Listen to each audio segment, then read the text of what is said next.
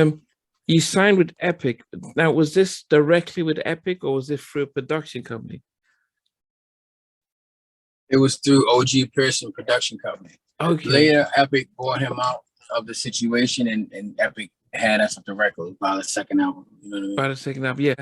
Now I was saying I was talking to Woody, Woody Rock, interviewed him, and he was just talking about, but when he and Cisco they got the deal, then they had all the music and stuff, but they didn't know about the industry. I mean, when you guys were signed to OG and Epic, did you guys know about what you're signing and everything? Would that No, we didn't know. And shout out to OG. OG could have took us to the bank, but he didn't. He didn't sign our publishing. He didn't own our nothing. He said, don't sign your publishing. He gave us, he said, whatever you do, don't sign your publishing. You don't need to do a publishing deal. Wait till your stuff is hot. And when you write a record, he told you not to sign a. I mean, that's really remarkable. He actually told you, explain about the publishing and things like that. That's very rare. I mean, we still didn't really understand it. We still really didn't understand it, but we just didn't. He didn't take it, and because we did the deal through him, he protected us from signing that. You know what I mean? So when they bought him out, they didn't own like our publishing. Still was like not owned through Sony. You know what I mean? Like Sony didn't get our stuff or nothing. It was still, he still did it in a way where he protected. That's why I got a lot of respect for him, for real. Like he ended up passing away, some years later, but he was a really good dude, man, for real. Wow. Shout out to OG Pierce. Your very first single, I know it was produced by Eddie F and Dan Lighty, Untouchables, the No More, which was a massive global hit.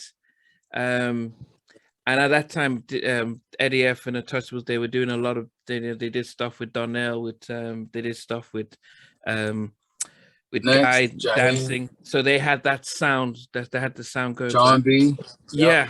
And they had the sound. But the other thing about what you guys did is you had the antidote for the guys, because we were used to the women talking about scrubs and bills. So you guys came out with the anthem for the fellas, which was really, really powerful stuff.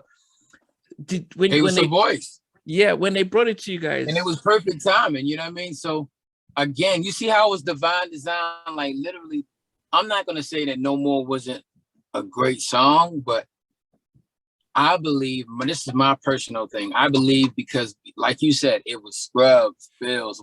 It was so much female songs that was bashing guys at the time. Yeah. And it wasn't a lot of guys that we didn't have many answers. So when that song hit and got in the top 10, it was the I can't even tell you how many guys would pull me over and be like, yo, you don't even get it, man. I had this girl she was sleeping with my best friend. Wow. I sent her the song, whatever she was using on my money, used to have my credit cards, all that. The same thing in that video. He's like, I cried when I seen the video. He was like, that was my life. I was giving her everything. I love this girl, man. She was, and like had my child not knowing she was doing this, that. I'm like, dang. Wow. And I didn't know, I didn't even know a song like that could, I'm just thinking it's just, it'll be a love song or a slow song that somebody be like, yo, that song really touched me. He was like, yo, No More is my you know what I mean? So, hey, man, what can I say? Timing, man, is everything. And it really put Ruff Endz in R&B history with that record, Yeah, I mean, when the song was presented to you guys, because, you guys, writing your own track, were you hesitant about taking somebody else's track for the big single, or did you not think, no, we've got our own stuff? No. Well, at this point, when we got the label, it was all about, when we got with Sony, it was all about Sony. But again, Dave McPherson, it took us a year to get our album done. So Dave McPherson really, again, he put us with people to write and produce, to write with. So he, a lot of times, put us in positions to write, you know what I mean? And it took us a year. It only took a year because we didn't find it. So that means we were writing for a long time. Now, there was a lot of records that people wrote, again, within that year for us, too. that still didn't make it neither.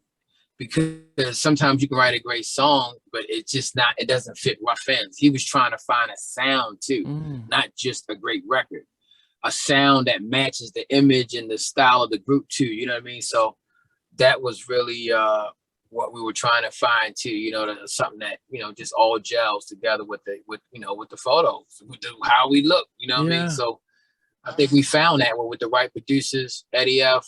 And No More was the last song we did on the album. Wow. The album was pretty much already done. And he said, oh, let's just go and do one more with Eddie F. We'll see if we can get something, you know, because we already got something. We think we got something. But let's see if we can do this Eddie F thing and see if we get. That was it. Wow. 4 a.m. vocals. Wow. No more shopping sprees. Did you know what I mean? So did you know it? Did you feel it there was going to be a hit when you recorded it, or did you think, oh, not bad? No. I thought it was going to be I thought it could be like a hit, but not a hit like it became. I thought it could be out on radio and do well, like be up, you know, top 10, top 20, you know, be up something, that song people know, but I didn't know it was going to be at the #1 R&B song, you know what I mean? And hit a #1 spot for R&B. And we was all about, we didn't care about any other genre. For us, R&B, to be a #1 on R&B was everything for us, you know? So I had no idea. And again, Boyz II Men, Jodeci's our idol. We was into love songs. We wanted to do songs where we can really sing, you know what I mean? And do all of that. No More wasn't that. It was, baby, relax, sit back and chill. Just give me a second and let me tell you how I feel. All around town, you been stepping out. You know what I mean? It's like rapping. Giving your mom would make you think I wouldn't find out. You know what I mean? It's like talk, rapping kind of a thing. And it was cool. It was a trendy little thing. I'm like, yeah, that's cool, but we can't wait to get to that Jodeci joint. You know what I mean? That's what's going to get them.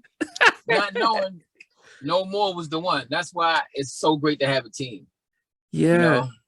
You know? Actually, so shout out to the whole epic. Yeah, but it did showcase your two vocals though, because it was interesting having yourself and Dante, you know, different verses and stuff.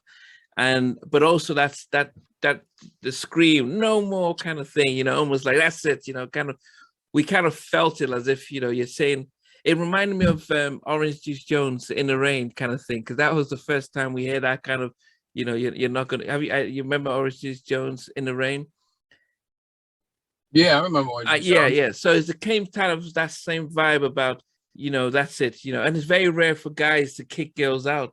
So it was almost a throwback to some of us, like, wow, yeah, this is, we've taken up stuff. So what did having a big single do for you guys right off the bat from Sony? Did it mean that, okay, Ruff Endz a priority, or did it make a massive difference in how they treated you guys from the beginning?